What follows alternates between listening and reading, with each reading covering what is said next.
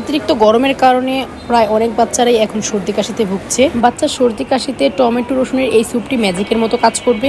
এই স্যুপের মেন উপাদান হচ্ছে রসুন, টমেটো আর হচ্ছে পেঁয়াজ। আমি এখানে ডিমটা আমার পছন্দ মতো নিয়েছি, কোয়েল পাখির ডিম। আপনারা চাইলে মাংস, ডিম, দেশি মুরগি যে কোনো একটা ব্যবহার করতে পারেন। প্রথমে আমি প্যানে বাটার দিয়ে নিব, আর বাটার দিয়ে পেঁয়াজ আর রসুনটাকে ভালো করে বাদামি করে ভেজে তার মধ্যে টমেটোটা দিয়ে একদম নরম হয়ে গেলে 1 কাপ পরিমাণ পানি দিয়ে দিব।